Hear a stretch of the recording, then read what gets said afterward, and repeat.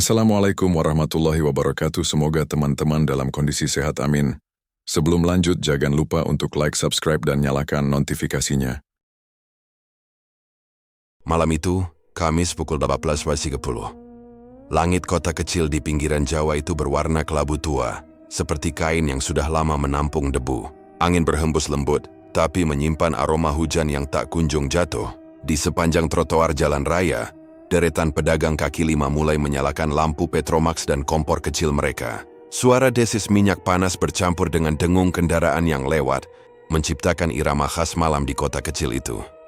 Di antara keramaian itu, seorang lelaki berusia 40-an dengan kulit legam dan wajah teduh tengah membalik adonan martabak di atas wajan besar. Dialah Mang Edi Ramais, tukang martabak langganan banyak orang. Gerobaknya sederhana, tapi selalu ramai setiap malam. Tangannya lincah, memutar adonan tipis-tipis, lalu menuangkannya di atas loyang panas. Namun malam itu ada sesuatu yang sedikit berbeda. Sejak maghrib tadi, Mang Edi terus mengusap tengkuknya sambil mengerutkan dahi. Rambut di kepalanya sudah mulai tumbuh tak beraturan, membuat keringatnya cepat menetes ke dahi. Ia menatap pantulan dirinya di kaca gerobak yang sudah buram oleh asap minyak. Waduh, gondrong bener udah. Kayak bukan tukang martabak, tapi rocker panggung dangdut. Gumamnya sambil tersenyum kecil. Di sebelahnya, Mas Ujang, tukang cilok yang berjualan di gerobak kayu warna biru, menyalakan rokok dan mengamati jalan. Lah, kalau gondrong ya potong aja, Mang. Di depan itu barbershop Pak Jaya masih buka. Cepet tuh, orangnya halus, ujarnya sambil menghembuskan asap. Mang Edi mengangguk. Iya, saya potong dulu, Mas. Tolong jagain gerobak saya sebentar ya, kalau ada yang beli tinggal bilang saya balik 15 menit lagi. Mas Ujang melambaikan tangan tanpa menoleh. Siap, Mang, aman. Mang Edi pun melangkah meninggalkan gerobaknya. Lampu-lampu toko di sepanjang jalan memantulkan bayangan tubuhnya di aspal basah. Dari kejauhan, papan nama Jaya Barbershop tampak berpendar dengan lampu neon yang setengah mati. Di bawah papan itu, tampak seorang lelaki paruh baya duduk di kursi rotan, menatap jalan dengan pandangan kosong. Itulah Pak Jaya, pemilik barbershop yang konon katanya sudah berdiri sejak 10 tahun lalu.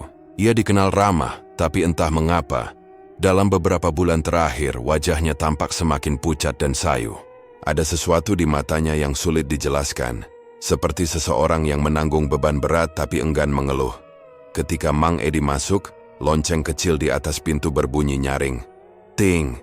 Aroma balsem bercampur dengan bau minyak rambut menyeruah. Dindingnya penuh cermin besar, dan di salah satu sudut terdapat kursi tukang cukur klasik dari besi hitam. Mang Edi, lama nggak kelihatan. Mau potong model apa? Sapa Pak Jaya ramah sambil bangkit dari kursinya. Biasa aja, Pak. Dirapihin aja biar nggak gerah, jawab Mang Edi sambil duduk di kursi. Ia melepas topinya dan tersenyum sopan.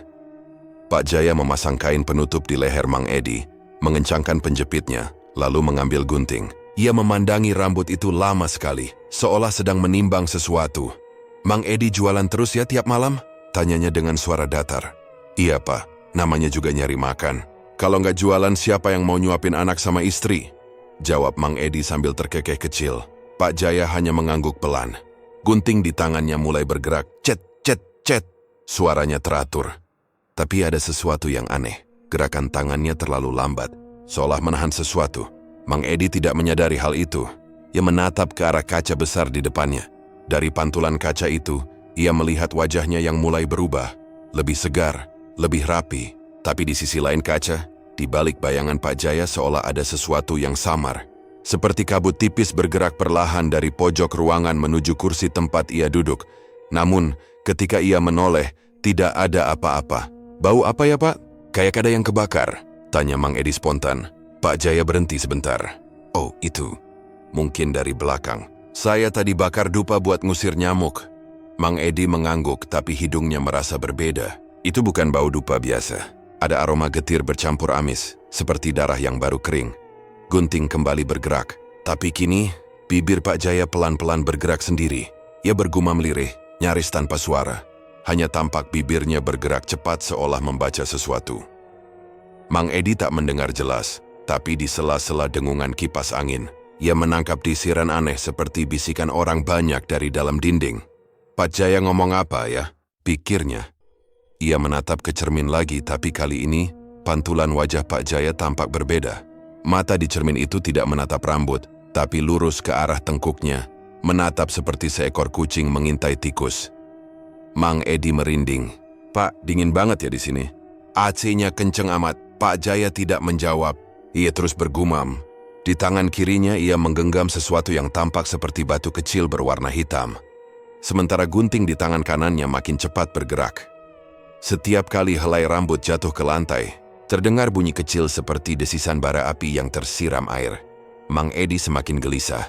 "Pak Jaya, ini udah hampir selesai ya?" Suaranya bergetar tanpa sebab.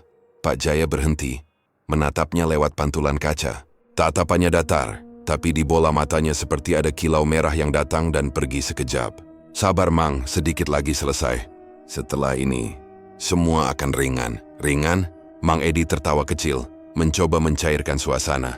"Iya, kalau udah potong rambut memang enteng, Pak." Pak Jaya tidak menjawab lagi. Beberapa menit kemudian, potongan rambut Mang Edi selesai. Ia menepuk-nepuk kain di dadanya lalu berdiri. "Berapa, Pak?" tanyanya sambil merogoh kantong celana. Pak Jaya menggeleng. "Gratis aja, Mang. Besok-besok belum tentu kita ketemu lagi." Mang Edi sempat tertegun mendengarnya. Ia menatap Pak Jaya, mencoba membaca ekspresinya, tapi wajah lelaki itu datar seperti batu. "Wah, kok ngomongnya gitu, Pak? Kayak mau pergi jauh aja." Pak Jaya hanya tersenyum tipis. "Semoga potongan malam ini bawa berkah ya, Mang." Mang Edi mengucapkan terima kasih menyalami Pak Jaya lalu keluar. Begitu pintu ditutup, lonceng kecil berbunyi lagi, pating. Udara di luar terasa berbeda. Jalanan mulai sepi, hanya tersisa beberapa pedagang yang membereskan dagangannya. Di langit bulan purnama menggantung penuh, cahayanya menimpa aspal dan membuat bayangan Mang Edi memanjang di jalan. Ia berjalan kembali menuju gerobaknya sambil bersiul kecil. Tidak menyadari bahwa dari balik tirai barbershop, Pak Jaya masih berdiri di tempatnya. Mulutnya kembali komat kamit, tapi kali ini jelas terdengar bisikan halus. "Satu nyawa sudah diambil, tinggal 2 lagi untuk sempurna." Lampu di dalam barbershop itu bergetar sebentar, lalu padam seketika, menyisakan ruangan gelap dan bau dupa yang semakin menyengat. Udara malam terasa lembab dan dingin ketika Mang Edi melangkah keluar dari barbershop itu. Lonceng kecil di pintu masih berayun, mengeluarkan bunyi lirih yang menggema di ruang hening. Jalanan di depan barbershop sudah mulai sepi. Hanya ada suara jauh kendaraan yang lewat dan sesekali gonggongan anjing dari ujung gang. Lampu neon dari papan nama Jaya Barbershop berkelip-kelip, sebagian hurufnya mati, menyisakan tulisan aneh, AYBRBROP. Mang Edi menarik napas panjang, menepuk pundaknya yang terasa dingin. Enteng juga rasanya rambut habis dipotong," gumamnya. Ia tak menghiraukan ucapan Pak Jaya tadi yang terdengar seperti firasat buruk. Dalam pikirannya, mungkin itu cuma candaan orang tua yang sedang capek. Ia melangkah perlahan di sepanjang trotoar. Udara di sekitarnya aneh, senyap tapi terasa berat. Lampu jalan di beberapa titik meredup, berkelip-kelip seperti hampir padam. Hanya cahaya bulan purnama yang benar-benar menerangi jalannya. Bayangannya memanjang di aspal, bergoyang seiring langkahnya. Beberapa meter dari barbershop, suara azan Isya dari masjid kecil terdengar samar. Mang Edi berhenti sebentar menatap langit lalu berbisik pelan, "Nanti habis jualan baru salat ya Allah, biar dagangan laku dulu." Ia tersenyum tipis dan melanjutkan langkahnya. Dari kejauhan, terlihat gerobak martabak miliknya dengan lampu Petromax yang masih menyala terang. Mas Ujang, si tukang cilok, terlihat duduk di bangku plastik, memainkan HP sambil menunggu. Namun langkah Mang Edi terasa makin berat. Setiap kali ia mencoba melangkah lebih cepat, betisnya seperti ditarik ke bawah, jantungnya berdegup cepat tanpa sebab. Ia berhenti sebentar menatap kakinya. "Loh, kenapa ya ini kaki kaku banget?" katanya pelan, mencoba menepuk pahanya. Tak jauh dari situ, sebuah motor matic melaju pelan, mungkin hanya 30 km/jam. Pengendaranya, seorang pemuda dengan jaket ojek online, sedang menunduk melihat notifikasi ponsel di holder. Jarak mereka masih sekitar 30 meter. Mang Edi mencoba melangkah lagi, tapi tiba-tiba tubuhnya membeku. Kakinya seperti menempel di tanah dingin kaku tak bisa digerakkan. "Astagfirullah. Kenapa ini?" bisiknya. Ia mencoba membungkuk untuk melihat kakinya, dan di detik itu sesuatu yang tak terlihat seperti meremas betisnya. Pandangan matanya kabur sejenak. Dari sudut matanya, ia melihat bayangan seseorang berdiri di bawah tiang listrik dekat barbershop, tinggi, kurus, dan tidak bergerak. Wajahnya samar karena tertutup gelap, tapi ia tahu sosok itu menatapnya. "Mau apa kamu?" desisnya tanpa sadar. Belum sempat ia melangkah, suara motor semakin dekat. "Woi, hari-hari!" teriak si pengendara motor, panik melihat seseorang berdiri kaku di tengah jalan. Ia menarik rem tapi terlalu mendadak. Ban depan motor itu slip, dan dalam sekejap ambruk. Tubuh Mang Edi terpental keras. Suara benturan itu menggema nyaring di antara deretan kios. Kepala Mang Edi menghantam aspal dengan suara yang membuat bulu kuduk berdiri. Plek! Di bawah sinar lampu jalan yang redup, darah segar mulai mengalir dari sisi kepalanya. Perlahan tapi pasti, motor itu terguling beberapa meter dari tempat kejadian. Si pengendara terjatuh tapi masih sadar. Ia berusaha bangun sambil memegangi lututnya yang berdarah. "Astagfirullah. Saya nggak ngebut, saya beneran nggak ngebut." Suaranya gemetar. Mas Ujang yang mendengar suara benturan itu langsung berlari ke arah jalan. Matanya terbelalak ketika melihat siapa yang tergeletak di sana. "Mang Edi!" Ia segera mendekat, berlutut di samping tubuh sahabatnya itu. Wajah Mang Edi pucat, matanya setengah terbuka menatap langit malam. Bibirnya bergerak pelan, seperti berusaha mengatakan sesuatu, tapi tak ada suara yang keluar. "Jangan banyak bicara, Mang. Sabar ya, saya panggil orang," seru Mas Ujang. Ia menoleh ke pengendara motor. "Tolong telepon ambulan, cepat!" Beberapa pedagang lain yang belum menutup dagangannya berdatangan. Suasana berubah panik. Beberapa mencoba menolong. Yang lain berusaha menghentikan mobil yang lewat agar bisa membantu membawa korban. Namun ada sesuatu yang aneh. Saat Mas Ujang menoleh ke arah barbershop, ia melihat Pak Jaya berdiri di depan pintu tokonya. Wajahnya tenang, bahkan terlalu tenang. Ia menatap ke arah tubuh Mang Edi yang tergeletak, lalu bibirnya bergerak pelan, seperti membaca sesuatu. Mas Ujang merinding. "Pak Jaya? Kok dia senyum?" Batinnya bergidik. Ia menatap lagi, tapi Pak Jaya sudah tak ada. Hanya tirai toko yang bergerak pelan tertiup angin. Tak lama kemudian, suara sirin ambulans terdengar mendekat. Petugas medis segera turun memeriksa Mang Edi, lalu mengangkat tubuhnya ke tandu. "Mas, dia masih bisa diselamatkan kan?" tanya Mas Ujang putus asa. Petugas hanya menjawab pendek, "Kita bawa ke rumah sakit dulu, tapi kondisinya parah." Di dalam ambulans, jalanan terasa panjang dan hening.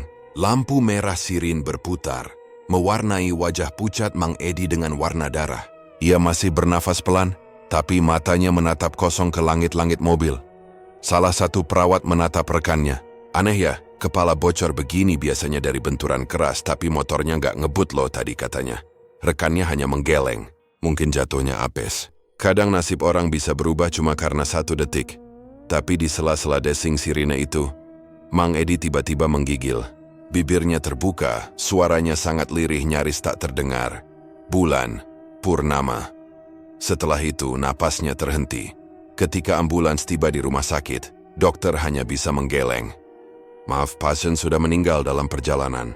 Mas Ujang yang mengikuti dari belakang terisak di depan pintu IGD. Ia tak bisa percaya. Barusan masih ngobrol, masih bercanda. Sekarang sahabatnya sudah terbujur kaku di meja rumah sakit. Sementara itu di tempat lain, lampu dalam barbershop Pak Jaya menyala lagi. Lelaki tua itu berdiri di depan cermin besar, menatap pantulan dirinya. Di kursi tempat tadi Mang Edi duduk, masih ada beberapa helai rambut hitam yang belum disapu. Ia mengambilnya perlahan, menggenggam erat, lalu menaruhnya ke dalam wadah kecil dari tembaga di meja. Bibirnya kembali berkomat kamit. Dari dalam wadah itu, asap tipis keluar, disertai aroma kemenyan yang semakin pekat. "Satu sudah lunas," bisiknya pelan, seolah berbicara pada sesuatu yang tak terlihat.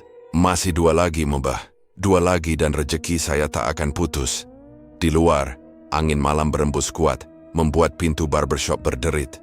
Dari arah jalan raya, suara tangis dan kerumunan warga masih terdengar samar, tapi di dalam ruangan kecil itu, hanya ada keheningan yang mencekam, dan wajah Pak Jaya yang kembali menatap cermin. Menatap bayangan hitam di belakangnya yang perlahan menampakkan taring panjang dan senyum mengerikan.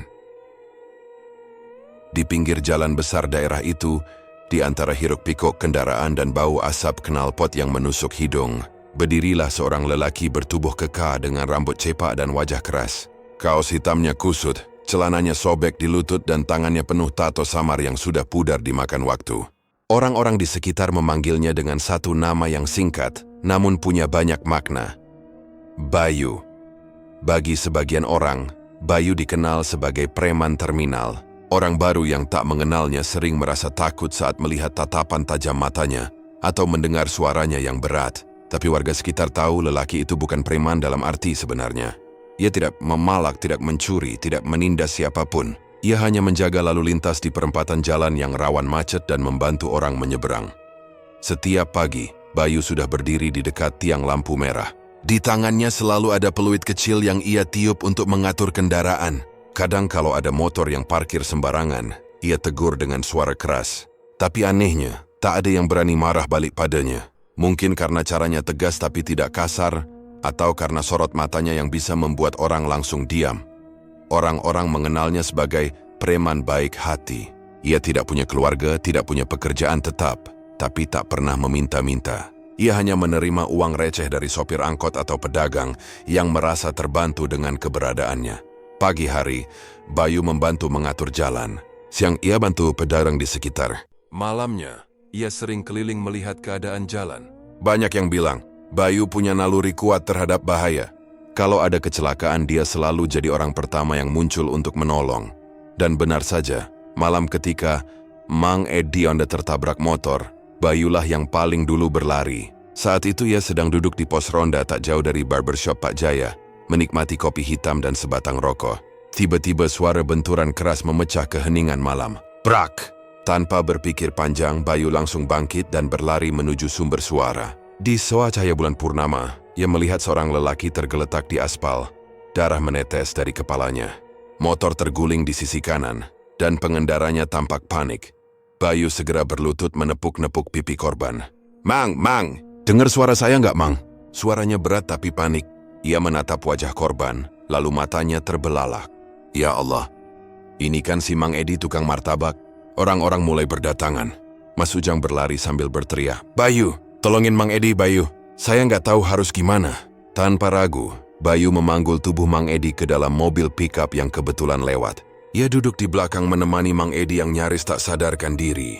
Sepanjang perjalanan menuju rumah sakit, tangannya memegang dada Mang Edi sambil terus bicara pelan, seolah berusaha menahan kepergian nyawa temannya itu. Bertahan, Mang. Bentar lagi nyampe. Jangan tidur dulu, dengerin suara saya, Mang. Namun takdir berkata lain. Tak lama setelah mereka tiba di rumah sakit, Mang Edi menghembuskan napas terakhirnya. Bayu hanya bisa berdiri di pojok ruangan, menatap tubuh lelaki sederhana itu dengan wajah kelam. Ketika dokter menutup kain putih ke wajah Mang Edi, Bayu menunduk lama sekali. Ia memires-miris sesuatu yang tidak wajar malam itu. Motor itu nggak ngebut, pikirnya.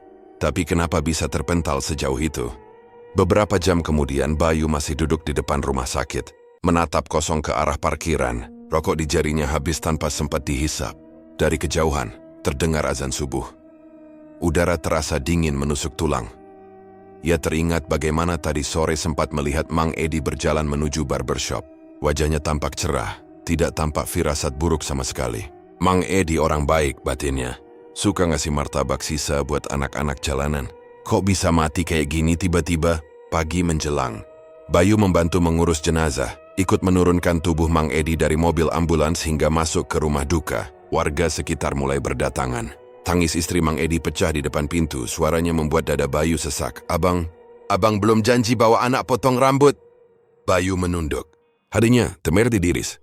Ia merasa bersalah, meski tahu kejadian itu bukan salahnya. Tapi naluri di dalam dirinya berkata lain. Ada sesuatu yang tidak beres.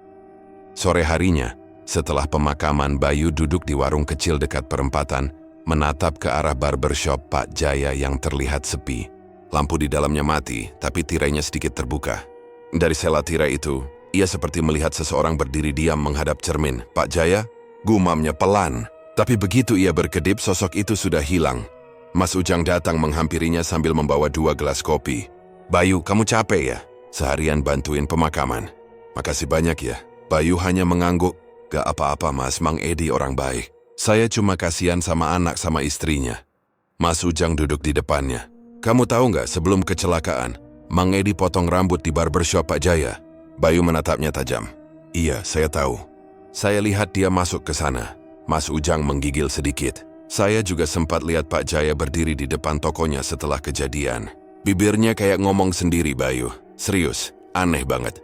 Bayu menatap gelas kopinya lama sekali. Jadi kamu juga ngerasa aneh? Tanyanya pelan, Mas Ujang mengangguk cepat. Aneh banget. Dulu 2 bulan lalu ada juga tukang parkir yang potong rambut di situ. Malamnya, meninggal ditabrak truk. Katanya juga bulan purnama waktu itu. Bayu mendengarkan dengan wajah kaku. Di dalam dadanya sesuatu mulai bergolak.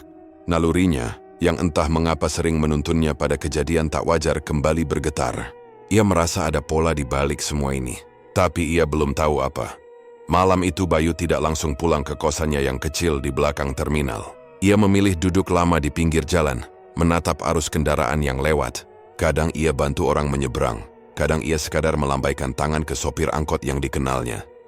Tapi pikirannya masih tertuju pada Mang Edi dan barbershop itu.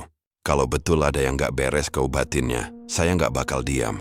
Angin malam bertiup kencang. Bayu menyalakan rokok, menatap jauh ke arah papan nama barbershop yang kini hanya menyisakan cahaya redup. Huruf-hurufnya berkelip seperti sedang sekarat. Dari kejauhan tampak Pak Jaya keluar sebentar, berdiri di depan tokonya. Ia menatap ke arah Bayu, lama sekali lalu tersenyum tipis. Senyum itu membuat bulu kuduk Bayu berdiri. Ia mematikan rokoknya dan berbisik dalam hati. Saya nggak tahu apa rahasiamu, Pak Jaya. Tapi kalau benar kamu bikin orang mati, saya bakal cari tahu. Di bawah cahaya bulan purnama yang menggantung di langit, Bayu menatap lurus ke depan. Wajah kerasnya memantulkan tekad yang mulai tumbuh.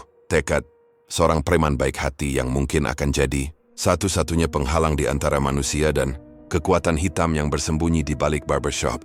Tuh, hari itu langit tampak suram. Seolah turut berduka atas kepergian Mang Edi. Gerimis tipis turun perlahan membasahi jalanan kampung yang becek. Suara orang mengaji terdengar lirih dari rumah duka di gang sempit itu, bercampur dengan isak tangis keluarga yang masih tidak percaya. Bayu datang paling awal di antara para lelaki yang lain. Tubuhnya tegap namun langkahnya pelan, seolah berat menapaki tanah yang baru saja dilalui jenazah temannya. Ia mengenakan kemeja lusuh berwarna abu dan sandal jepit yang sudah aus. Wajahnya tampak letih tapi sorot matanya tetap tajam, menyapu setiap sudut rumah itu. Di ruang tamu sederhana, jenazah Mang Edi sudah terbujur rapi di atas tikar pandan, ditutupi kain putih. Wangi kapur barus bercampur dengan aroma bunga melati memenuhi udara. Di sekelilingnya, para tetangga duduk bersila sambil membaca doa. Bayu menatap wajah almarhum lama sekali. Matanya berkaca-kaca. Mang, kamu orang baik, tapi kenapa cara pergimu begini? Bisiknya lirih, hampir tanpa suara. Di antara para pelayat, Bayu melihat sosok yang dikenalnya berdiri di pojok ruangan. Pak Jaya, yau, si tukang cukur yang sore kemarin sempat bercakap dengan Mang Edi. Wajahnya pucat, matanya kosong menatap jenazah, tapi bibirnya terus bergerak. Bayu memperhatikan dengan saksama, tidak seperti orang berzikir biasa. Gerakan bibir Pak Jaya terlalu cepat, tidak berirama. Sesekali matanya terpejam lalu terbuka lagi. Pak Jaya, Bayu berbisik pelan tapi lelaki tua itu seolah tak mendengar. Ia tetap berdiri diam dengan mulut yang terus komat-kamit. Beberapa tamu lain tidak memperhatikannya. Semua sibuk dengan doa dan tangis. Tapi bagi Bayu, pemandangan itu terasa aneh. Ada hawa dingin yang tiba-tiba merayap dari arah tempat Pak Jaya berdiri. Bayu merasakan bulu kuduknya berdiri. Ia mencoba mendekat sedikit. Namun saat jarak tinggal beberapa langkah, Pak Jaya perlahan memalingkan wajahnya. Tatapan matanya tajam dan kosong, seperti melihat tembus ke balik tubuh Bayu. Namun detik berikutnya, Pak Jaya tersenyum kecil, lalu menunduk lagi, melanjutkan gerakan bibirnya yang terus berbisik pelan. Bayu menelan ludah. Ada sesuatu dalam tatapan itu yang membuat dadanya sesak. Entah kenapa senyum Pak Jaya terasa bukan senyum manusia yang sedang berduka, melainkan sesuatu yang lain. Acara tahlilan berjalan khidmat hingga menjelang siang. Bayu ikut mengangkat keranda, berjalan bersama warga menuju pemakaman umum di ujung desa. Hujan yang semula gerimis kini berubah deras, menambah berat tanah di bawah langkah mereka. Bayu memegang salah satu sisi tandu, bahunya basah oleh air hujan. Namun pandangannya terus mencari-cari di antara kerumunan orang yang ikut mengiringi jenazah. Pak Jaya mana? Batinnya bertanya. Sejak dari rumah duka tadi, lelaki itu tiba-tiba menghilang. Padahal Bayu yakin betul, baru beberapa menit lalu dia masih melihatnya berdiri di dekat pintu. Di pemakaman, Bayu ikut membantu menurunkan jenazah. Suara talqin dibacakan, sementara para pelayat berdiri dengan payung seadanya. Setelah doa penutup, satu persatu orang pergi meninggalkan area kubur. Namun Bayu masih berdiri di sana, menatap tanah basah yang kini menjadi peristirahatan terakhir Mang Edi. Ia baru beranjak setelah azan asar terdengar dari kejauhan. Saat melangkah keluar dari area makam, ia melihat Pak Ustadz Mahfud In, tokoh kampung yang memimpin doa tadi. Bayu segera menghampirinya. "Pak Ustadz, boleh saya bicara sebentar?" Katanya sambil menunduk sopan. Ustadz Mahfud menatapnya dengan ramah.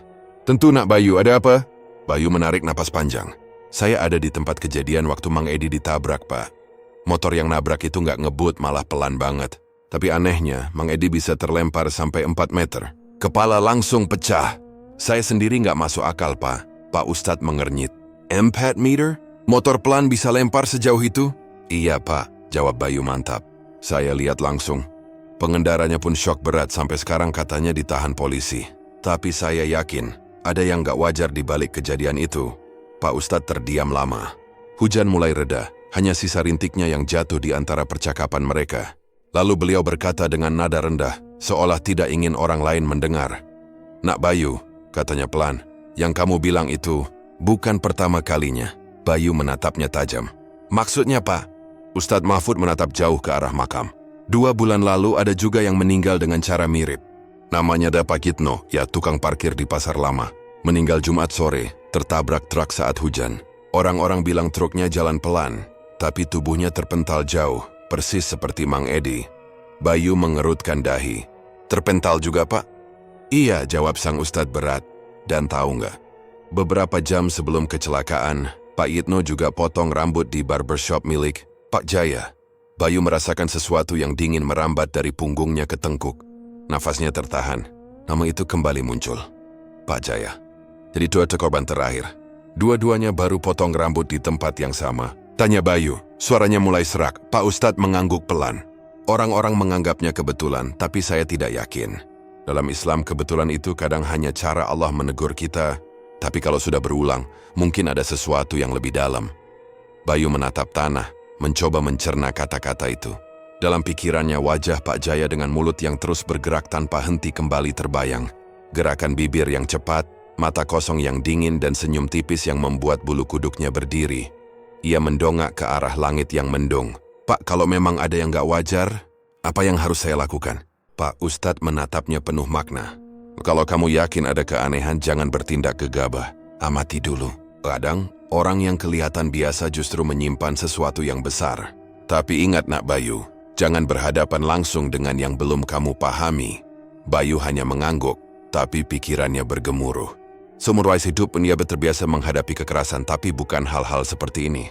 Namun naluri di dalam dirinya, naluri yang dulu menuntunnya membantu orang, kini berbisik hal lain. Ada rahasia gelap di balik barbershop itu. Sebelum berpisah, Pak Ustadz sempat menepuk bahu Bayu. "Saya percaya kamu anak baik. Kalau memang ada niat mencari tahu, jangan lupa minta perlindungan dulu. Zikir dan doa itu senjatamu." Bayu hanya menjawab lirih, "Siap, Pak Ustadz." Saat senja turun, Bayu melangkah meninggalkan pemakaman. Di kejauhan, lampu-lampu kota mulai menyala. Tapi bayangan di jalan terasa lebih panjang dari biasanya. Ia menatap arah barbershop yang samar terlihat di ujung gang. Tirai di depan pintunya bergoyang pelan meski angin tidak berhembus. Sekilas Bayu seperti melihat bayangan seseorang berdiri di dalam. Mungkin Pak Jaya. Tapi begitu ia berkedip, bayangan itu lenyap begitu saja. Bayu berhenti di tepi jalan, menatap kosong ke arah toko itu. Bibirnya bergetar, mengucapkan satu kalimat pelan yang nyaris tenggelam oleh suara hujan yang mulai turun lagi. "Kalau benar kau main-main dengan nyawa orang, Pak Jaya, saya bakal temuin kebenarannya, walau harus ngadepin hal yang gak bisa dijelasin sekalipun." Angin bertiup dingin. Dari arah barbershop terdengar samar seperti bisikan pelan. Suara komat kamit yang sama seperti tadi di rumah duka. Bayu menatap tajam ke arah sumber suara itu, dan malam pun mulai menelan seluruh cahaya di sekitar. Beberapa hari berlalu sejak pertemuannya dengan Pak Ustadz Mahfud. Meski rasa penasaran tentang barbershop itu masih menempel di benaknya, Bayu memilih untuk tetap beraktivitas seperti biasa. Ia tahu, hidupnya tidak boleh berhenti hanya karena rasa takut atau curiga. Pagi itu, Bayu sudah berdiri di perempatan jalan. tempat ia biasa membantu mengatur lalu lintas. Matahari baru naik dan udara masih sejuk. Dengan rompi lusuh warna oranye, ia meniup peluit kecil setiap kali ada kendaraan yang seenaknya menerobos lampu merah. "Hei, pelan dikit. Jangan nyalip di tikungan," serunya keras sambil mengangkat tangan. Beberapa pengendara yang mengenalnya hanya tersenyum, melambaikan tangan. Bagi warga sekitar, Bayu bukan sekadar preman jalanan. Ia sudah seperti penjaga tak resmi di wilayah itu. Walau tampilannya garang dengan tato di lengan dan rambut gondrong, hati Bayu lembut. Ia tidak pernah meminta uang secara paksa, malah sering membantu menyeberangkan anak sekolah atau ibu-ibu yang membawa belanjaan. Sekitar pukul 10 pagi, seorang nenek renta dengan tongkat hendak menyeberang. Bayu segera berlari menghampiri. "Nenek, sini. Saya bantu," katanya sambil menahan kendaraan yang melintas. Nenek itu tersenyum hangat. "Makasih, Nak Bayu. Semoga rezekimu lancar ya. Tuhan jaga kamu selalu." Bayu hanya tersenyum kecil, menunduk sopan. Doa semacam itu sering ia dengar setiap hari. Namun entah mengapa, setiap kali seseorang mendoakannya hatinya terasa damai. Ia tak pernah tahu mungkin semua doa tulus itu yang selama ini menjaga dirinya dari bahaya. Siang hari, Bayu membantu menertibkan sebuah truk yang mogok di tengah jalan. Dengan tenaga besar yang dimilikinya, ia membantu sopir mendorong kendaraan itu ke pinggir. Keringat membasahi punggungnya, tapi wajahnya tetap tenang. Beberapa pedagang kaki lima di sekitar situ menawarinya minum es teh. "Bayu, kamu itu kalau nggak ada di sini, jalanan pasti semrawut," ujar seorang pedagang dengan nada bercanda. Bayu tertawa. "Kalau semua orang sabar di jalan, saya malah nggak punya kerjaan, Bang." Canda sederhana itu mencairkan suasana. Hari berlalu seperti biasa, seolah-olah tidak pernah ada tragedi yang mengguncang daerah itu seminggu sebelumnya. Tapi jauh di dalam diri Bayu, ada sesuatu yang masih bergetar pelan. Ia belum bisa melupakan wajah Pak Jaya yang komat kamit di rumah duka itu. Sore menjelang, Bayu duduk di pos ronda, menyalakan rokok kretek dan memandangi lalu lintas yang mulai sepi. Angin sore membawa aroma tanah basah, sisa hujan yang turun siang tadi. Langit di barat memerah lalu perlahan berubah gelap. "Udah seminggu berlalu tapi kenapa rasanya masih ada yang ganjal ya?" gumamnya sambil menatap jauh ke arah barbershop Pak Jaya yang terletak di ujung jalan sana.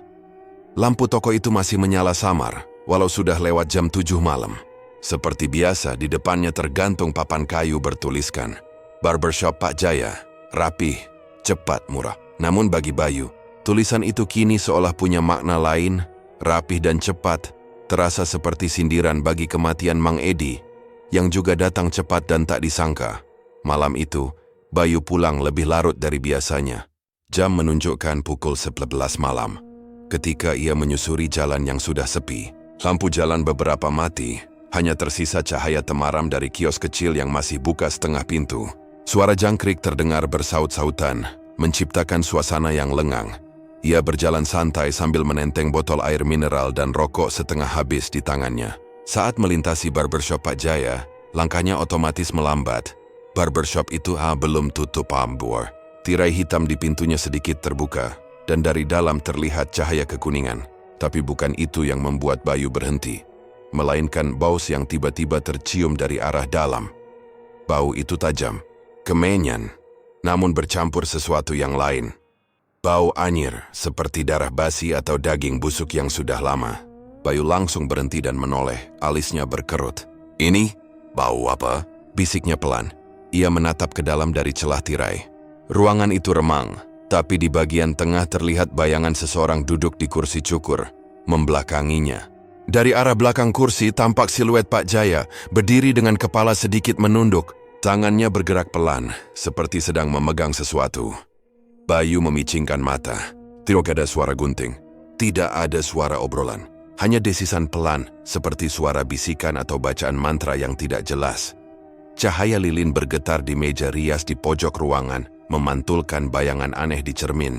Di antara pantulan itu, Bayu sempat melihat sesuatu yang membuat jantungnya berdegup keras. Wajah seseorang yang bukan manusia. Hanya sekilas, hitam matanya merah samar, seolah muncul di balik pantulan kaca di depan kursi cukur itu. Bayu mundur setengah langkah. Napasnya memburu, "Nggak mungkin. Aku cuma kecapekan," katanya menenangkan diri. Tapi hatinya berkata lain. Bau kemenyan makin tajam, menusuk ke hidung dan membuat perutnya mual. Ia menoleh ke kiri dan kanan. Tak ada siapapun di jalan. Semua kios sudah tutup. Bahkan suara anjing pun tak terdengar. Hanya satu-satunya cahaya yang masih hidup dari barbershop itu. Bayu menatap papan nama toko itu lagi. Kali ini dengan rasa curiga yang lebih dalam. Ngapain jam segini masih ada pelanggan, pikirnya. Tapi begitu ia kembali melihat ke arah dalam, kursi cukur itu kosong. Pak Jaya juga hilang. Hanya lilin yang masih menyala di meja depan dengan asap kemenyan yang menebal seperti kabut. Bulu kuduk Bayu meremang. Ia tahu kalau ia berani melangkah lebih dekat, mungkin ia akan tahu sesuatu. Tapi naluri di tubuhnya menolak. Ia merasa ada sesuatu di balik kegelapan itu yang sedang memperhatikannya. Akhirnya Bayu melangkah mundur. Saya memutuskan untuk tidak mendekat, setidaknya malam itu. Namun sebelum benar-benar pergi, dari arah dalam terdengar suara kursi barber yang berderit pelan. Diikuti suara langkah kaki menyeret di lantai. Pak Jaya, panggil Bayu spontan. Tak ada jawaban. Hanya bau kemenyan yang semakin pekat, seperti mengejar langkahnya. Bayu cepat-cepat berjalan menjauh. Tapi beberapa langkah kemudian ia menoleh sekali lagi. Toko itu kini segelap totalan, seolah memang dari tadi tidak ada cahaya di dalamnya. Tirainya tertutup rapat. Bayu berdiri di pinggir jalan cukup lama, mencoba mencerna apa yang baru saja ia alami. Udara malam begitu dingin, tapi keningnya berkeringat. Di dalam dadanya, firasat buruk tumbuh makin kuat. Sebelum melanjutkan perjalanan pulang, ia berbisik pelan pada dirinya sendiri. Besok aku bakal tahu apa sebenarnya yang disembunyikan Pak Jaya di balik tempat cukurnya itu. Lalu Bayu melangkah pergi, meninggalkan barbershop yang kini gelap, dengan aroma kemenyan yang masih tertinggal di udara. Samar, tapi cukup kuat untuk membuat siapapun yang melewatinya merinding tanpa tahu sebab. Malam itu, suasana di sekitar barbershop Pak Jaya terasa berbeda. Langit gelap gulita meski bulan purnama sudah tinggi menggantung. Awan tipis menutupinya sesekali, dan angin berhembus pelan membawa bau kemenyan yang samar. Bau yang bagi sebagian orang terasa mistik, tapi bagi Bayu yang kebetulan lewat, terasa seperti tanda bahaya. Barbershop itu tampak tertutup dari luar, tapi jika diperhatikan dengan saksama, ada cahaya temaram yang keluar dari celah pintu belakang. Di dalam, suasananya bukan seperti tempat cukur biasa. Ruangan depan yang biasanya dipenuhi cermin, kursi kulit, dan bau sabun rambut kini berantakan. Tirai jendela ditutup rapat dan di tengah ruangan tergelar kain hitam. Dengan berbagai benda di atasnya, kendi kecil berisi air merah, kelapa gundul, bunga 7 rupa, dan seekor ayam hitam yang sudah mati dengan leher terpenggal.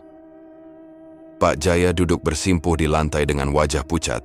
Keringat menetes di pelipisnya meski udara malam cukup dingin.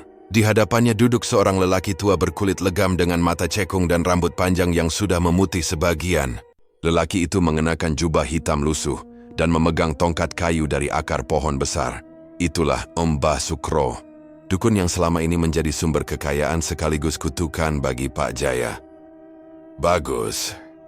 Suara Mbah Sukro parau namun berwibawa, disertai tawa kecil yang membuat bulu kuduk berdiri. Kurang 1 nyawa lagi, kau tak perlu memberikan tumbal untuk tahun-tahun berikutnya. Tapi ingat, syarat terakhir ini tidak boleh salah. Kalau kau gagal, maka bukan dia yang mati, tapi kau yang akan digantikan. Pak Jaya menunduk, tangannya gemetar. Ya Mbak, saya paham, tapi bagaimana caranya saya bisa dapat tumbal terakhir itu? Sekarang orang sudah mulai curiga. Setelah si Mang Edi meninggal, warga jadi takut potong rambut malam-malam. Mbah Sukro tertawa lirih, menepuk tongkatnya ke lantai. Suara itu menggema di seluruh ruangan. Kau bodoh Jaya, jangan kau tunggu orang datang tapi pada pancingkan mereka. Tumbal terakhir harus laki-laki yang belum menikah di malam Jumat saat bulan purnama. Itu berarti waktumu tinggal sedikit. Pak Jaya menelan ludah. Laki-laki belum menikah. Tapi siapa Mbah? Banyak, sahut Mbah Sukro santai. Anak muda sekarang banyak yang masih lajang. Kau tinggal perhatikan siapa yang sering lewat di depan tokomu. Kalau dia berani datang potong rambut malam Jumat purnama, berarti itu sudah ditakdirkan. Mbah Sukro menatap tajam ke arah Pak Jaya, lalu menambahkan dengan nada rendah yang menakutkan. Tapi ingat, jangan sekali-sekali menolak tumbal. Kalau malam Jumat datang dan kau belum dapat satu pun, aku yang akan datang menjemputmu. Kata-kata itu seperti petir di dada Pak Jaya. Ia menunduk dalam-dalam, wajahnya pucat pasi. Saya mengerti, Mbah. Saya akan lakukan apa saja. Mbah Sukro tersenyum tipis. Giginya kuning kecoklatan beberapa tanggal. Bagus, aku sudah menyiapkan gunting khusus. Gunting ini yang akan memutus napas tumbalmu. Gunakan hanya pada malam Jumat Purnama. Ia mengeluarkan sebilah gunting kuno dari kain hitam. Bilahnya berwarna keperakan dengan ukiran aneh di gagangnya, seperti simbol-simbol kuno Jawa kuno. Gunting itu tampak berkilau meski cahaya ruangan redup. Pak Jaya menerimanya dengan tangan gemetar. Terima kasih, Mbah. Semoga tumbal terakhir ini berhasil. Namun di balik dinding tipis ruang belakang barbershop Bayu mendengarkan semuanya. Sejak kejadian beberapa malam lalu ketika ia mencium bau kemenyan dari luar, Bayu memang sudah curiga. Malam ini ia sengaja mengintai dari jendela belakang, mencari tahu apa yang sebenarnya terjadi. Tapi tak disangkanya, ia menyaksikan sesuatu yang jauh lebih mengerikan dari dugaannya. Bayu menahan napas. Ia bisa mendengar setiap kata yang keluar dari mulut mereka. Saat Mbah Sukro menyebut tentang tumbal laki-laki belum menikah, dadanya langsung berdegup kencang. Itu aku, bisiknya dalam hati. Aku yang belum menikah, aku yang sering lewat depan toko itu. Ia sadar kini, semua kematian yang terjadi, termasuk Mang Edi, bukan kebetulan. Semua diatur dengan cara licik dan penuh darah. Mbah Sukro bangkit perlahan, tongkatnya mengetuk lantai 3 kali. Tiba-tiba ruangan menjadi lebih dingin. Bayu yang bersembunyi di luar bisa merasakan hawa itu merambat hingga kulitnya, seperti ada kabut halus yang keluar dari dalam barbershop. Aku pergi dulu, ujar Mbah Sukro sambil menatap cermin besar di ruangan itu. Ingat Jaya, jangan gagal. Kau tahu sendiri bagaimana nasib orang yang melanggar perjanjian. Dalam sekejap, bayangan Mbah Sukro di cermin mulai memudar. Bukan langkah kakinya yang meninggalkan ruangan, tapi tubuhnya seperti menguap ke dalam pantulan kaca itu, lenyap bersama asap kemenyan yang menebal. Pak Jaya terkulai lemas. Ia menatap gunting di tangannya lama sekali. 1 nyawa lagi, Nes, gumamnya. Cuma 1 lagi. Setelah itu, aku bebas, namun wajahnya tampak bimbang. Di satu sisi ia takut kehilangan kekayaannya yang didapat dari pesugihan itu. Di sisi lain, ia mulai dihantui rasa bersalah. Setiap kali ia tidur, wajah-wajah orang yang jadi tumbalnya datang menghantui dalam mimpi. Mereka memanggil namanya, menatapnya dengan mata kosong. Dari luar, Bayu masih berjongkok di bawah jendela. Napasnya pendek-pendek. Ia tahu, kalau sampai ketahuan, nyawanya bisa melayang malam itu juga. Perlahan ia mundur, tapi langkah kakinya menginjak pecahan kaca kecil di lantai belakang. Cerak! Suara kecil itu memecah keheningan. Pak Jaya langsung menoleh. Siapa di luar? Suaranya keras, penuh curiga. Ia segera berdiri dan berjalan cepat ke arah pintu belakang sambil membawa gunting di tangan. Bayu panik, segera merunduk dan berlari ke arah geng kecil di belakang barbershop. Ia menempelkan tubuhnya ke tembok, menahan napas. Dari celah pintu, Pak Jaya melongok keluar. Matanya tajam, menyisir gelap. Angin kali, gumamnya setelah beberapa detik. Ia kembali menutup pintu dan mengunci rapat. Bayu baru berani bernapas lega setelah langkah kaki Pak Jaya menjauh. Ia menyesap barbershop itu sekali lagi lalu bergumam pelan. Jadi benar. Dia bersekongkol dengan dukun. Ini bukan cuma bisnis cukur rambut. Ini tempat pesugihan. Hatinya bergetar antara marah dan takut. Dia tahu pelatih sudah kenapa. Kan ada korban lagi. Mungkin dirinya atau orang lain yang tak bersalah. Tapi ia juga sadar, melawan hal semacam itu bukan perkara mudah. Malam itu Bayu berjalan cepat meninggalkan tempat itu. Langkahnya berat, tapi pikirannya sudah bulat. Ia harus mencari cara untuk menghentikan Pak Jaya dan dukun keparat itu, apapun risikonya. Sementara itu, di dalam barbershop, Pak Jaya masih duduk di depan cermin. Tatapannya kosong menatap bayangannya sendiri. Dari pantulan cermin itu samar-samar tampak wajah Mbah Sukro tersenyum tipis. Ingat Jaya, 1 nyawa lagi. Pak Jaya menggenggam gunting itu erat-erat. Sementara dari sudut ruangan, asap kemenyan kembali menebal, menandakan bahwa perjanjian gelap mereka belum selesai. Pagi itu udara terasa lembab, embun masih menempel di dedaunan, dan suara ayam jantan bersautan dari kejauhan. Namun Bayu berjalan cepat di jalan kampung yang masih sepi menuju rumah Pak Ustadz Rahman. Wajahnya tegang, pikirannya penuh. Semalaman ia hampir tak bisa tidur. Bayangan Pak Jaya dan dukun tua itu terus menghantui benaknya. Suara mereka, aroma kemenyan, bahkan tatapan mata tajam Pak Jaya yang sempat mencari keluar barbershop, membuat Bayu masih gemetar sampai kini. Rumah Pak Ustadz Rahman berada di ujung kampung, sederhana, dengan halaman kecil yang dipenuhi tanaman obat. Ketika Bayu tiba, ia melihat Pak Ustadz sedang menyapu halaman sambil mengenakan sarung dan kopiah putih. Wajahnya teduh, tapi mata tuanya tajam dan penuh wibawa. "Assalamualaikum Pak Ustadz," sapa Bayu sambil menunduk sopan. "Waalaikumsalam Bayu. Loh, pagi-pagi sudah datang. Ada apa? Wajahmu kok tegang begitu nah?" tanya Pak Ustadz sambil meletakkan sapu. Bayu menelan ludah lalu menghela napas panjang. Saya mau bicara Pak Ustadz, tentang Pak Jaya." Mendengar nama itu, alis Pak Ustadz langsung mengernyit. "Pak Jaya tukang cukur itu? Mikir apa dengan dia?" Bayu menoleh kanan kiri memastikan tak ada orang, lalu berkata lirih. "Saya tahu sekarang Pak, kenapa banyak orang mati setelah dari barbershop itu. Saya semalam dengar sendiri percakapan antara Pak Jaya dan seorang dukun di dalam tokonya." Pak Ustadz langsung berhenti bergerak. "Kau dengar sendiri?" Bayu mengangguk mantap. "Iya Pak, saya ngintip dari belakang. Di dalam ruangan itu ada kain hitam, kendi berisi darah, ayam hitam, dan bau kemenyan kuat sekali. Saya lihat juga ada orang tua berpakaian hitam, katanya namanya Mbah Sukro. Dukun itu bilang, Pak Jaya harus memberikan satu tumbal terakhir, laki-laki yang belum menikah, di malam Jumat bulan Purnama. Setelah itu dia bebas dari kewajiban tumbal." Pak Ustadz terdiam beberapa detik, menatap Bayu lama, seakan memastikan anak muda itu tidak mengada-ada. Tapi melihat sorot mata Bayu yang sungguh-sungguh, Pak Ustadz tahu ini bukan hal sepele. "Masya Allah," gumamnya pelan. "Aku sudah curiga sejak lama tapi tidak pernah punya bukti. Sekarang baru terang semuanya. Tapi, Bayu, ini berbahaya. Kau sadar tidak, kalau kau mengintai mereka, nyawamu bisa jadi target berikutnya." Bayu menunduk. "Saya tahu Pak Ustadz, tapi kalau kita diam saja, nanti pasti ada korban lagi. Saya nggak mau orang lain mati sia-sia, apalagi kalau itu anak muda seperti saya." Pak Ustadz mengangguk pelan, wajahnya serius. "Kau benar, tapi melawan pesugihan itu tidak bisa hanya pakai keberanian. Ada kekuatan gaib yang melindunginya. Kita harus hati-hati." Bayu menghela napas dalam. "Saya sudah mikir semalam Pak, mungkin saya bisa jadi umpan." Pak Ustadz langsung menatap tajam. "Jadi umpan? Maksudmu?" "Saya akan datang ke barbershop itu malam Jumat Purnama nanti, pura-pura mau potong rambut. Kalau memang dia mencari korban, biar saya saja yang dijadikan target.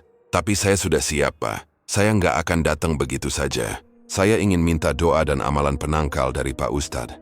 Kalau saya yang kena, saya rela. Asal ini bisa menghentikan kejahatannya." Pak Ustadz menatapnya lama sekali, seolah menimbang keberanian Bayu. Hening mengalir di antara mereka. Hanya suara daun pisang bergoyang diterpa angin. "Bayu." Akhirnya Pak Ustadz berbicara dengan nada dalam. "Kau anak muda yang berani, tapi jangan gegabah. Pesugihan itu bukan main-main. Dukun yang menuntun Pak Jaya bukan sembarang orang. Dia punya perjanjian lama dengan jin kafir penjaga Gunung Selatan. Kalau kau masuk tanpa perlindungan, nyawamu bisa diambil seketika." Bayu mengangguk mantap. "Makanya saya datang ke sini Pak, saya mohon bimbingan. Saya ingin dilindungi dengan doa. Saya yakin selama niat saya untuk menghentikan kejahatan, Allah akan menolong."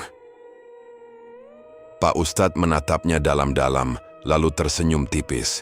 "Baiklah, kalau memang itu jalanmu, aku akan bantu." Ia mengajak Bayu masuk ke ruang tamu. Di dalam rumah suasananya teduh. Dinding kayu dipenuhi rak berisi kitab kuning, botol air zam-zam dan dupa kering. Di pojok ruangan tergantung kaligrafi bertuliskan, "Hasbunallah wa ni'mal wakil." Pak Ustadz mengambil sebuah kitab kecil dari rak, lalu duduk bersila di depan Bayu. "Ada beberapa amalan yang akan aku ajarkan padamu Bayu. Jangan disalahgunakan. Ini bukan ilmu untuk sombong, tapi untuk bertahan." Bayu menunduk hormat. "Insya Allah Pak." Pak Ustadz mulai membuka kitab itu, lalu membaca dengan suara tenang namun dalam. "Amalan pertama, bacalah ayat kursi Hakim 3 kali sebelum kau melangkah ke tempat itu. Jangan sekalipun berhenti di tengah jalan. Amalan kedua, baca surah Al-Ikhlas, Al-Falaq dan An-Nas 7 kali sebelum masuk ke ruangan tempat mereka berada. Dan yang paling penting, jangan pernah menatap mata dukun itu secara langsung. Jin yang menyertainya bisa masuk lewat tatapan." Bayu mencatat dalam hati setiap kata yang diucapkan. "Selain itu," lanjut Pak Ustadz, "aku akan berikanmu air doa, gunakan untuk mandi sore sebelum pergi. Air ini dari sumur tua dekat pesantren yang sering aku gunakan untuk ruqyah. Air itu sudah aku bacakan ayat-ayat perlindungan. Pak Ustadz lalu mengambil botol kecil berisi air bening dari meja. Ia meletakkannya di depan Bayu. Dan ini, katanya sambil mengeluarkan serajah kecil keras dari kain putih. Tulisan ayat di dalamnya akan melindungimu dari gangguan jin dan sihir. Simpan di saku baju, jangan pernah dilepas selama malam itu. Bayu menerima semua dengan hati bergetar. Terima kasih Pak Ustadz, saya akan lakukan semuanya. Pak Ustadz menatapnya serius. Ingat Bayu, saat malam itu tiba, aku akan ada di sekitar sana. Tapi aku tidak bisa mendekat langsung. Aku akan berjaga dari kejauhan sambil membaca doa perlindungan. Kalau kau merasa tubuhmu panas, sesak, atau mendengar bisikan aneh, langsung istighfar. Jangan takut. Ketakutan adalah celah bagi mereka untuk masuk. Bayu mengangguk mantap. Baik Pak, saya siap. Hening kembali menyelimuti ruangan. Dari luar suara angin siang mulai terdengar lebih keras, membuat dedaunan pisang di halaman berdesir seperti bisikan samar. Pak Ustadz lalu menepuk bahu Bayu dengan lembut. Kau anak yang baik. Aku percaya Allah akan melindungimu. Tapi ingat, jangan ceritakan rencana ini ke siapapun, termasuk teman-temanmu. Rahasiakan sampai semuanya selesai. Bayu menunduk dalam. Iya Pak Ustadz, saya janji. Pak Ustadz tersenyum tipis. Sekarang pulanglah. Perbanyak wudhu, sholat malam dan minta petunjuk Allah. Persiapkan dirimu lahir dan batin. Malam Jumat bulan purnama tinggal 3 hari lagi. Saat itu tiba, semua kebenaran akan terungkap. Bayu berdiri, menyalami tangan Pak Ustadz dengan takzim. Terima kasih atas bimbingannya Pak, saya pamit dulu. Pak Ustadz mengangguk pelan. Semoga Allah menjaga langkahmu nak. Saat Bayu melangkah meninggalkan rumah itu, sinar matahari pagi sudah mulai menembus dedaunan. Tapi entah kenapa, di dalam dadanya ada perasaan aneh. Campuran antara keberanian dan rasa takut yang menekan. Ia tahu, malam Jumat purnama nanti bukan malam biasa. Itu malam di mana nyawa bisa menjadi taruhannya. Dan di kejauhan, di balik jendela barbershop yang sudah mulai buka pagi itu, Pak Jaya menatap ke arah Bayu yang melintas dengan pandangan kosong, seperti tahu bahwa calon tumbal terakhirnya baru saja melewati depan toko. Malam itu langit tampak ganjil. Bulan purnama menggantung bulat sempurna di atas langit desa. Cahayanya memantul di atap-atap seng yang berkilau pucat.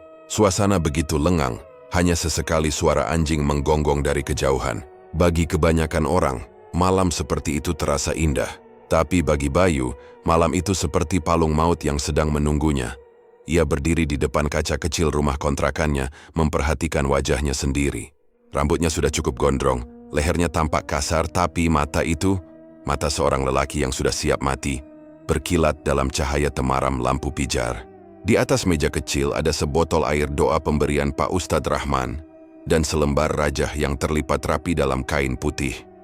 Bayu meminum sebagian air itu, lalu sisanya ia percikan ke kepala dan dadanya.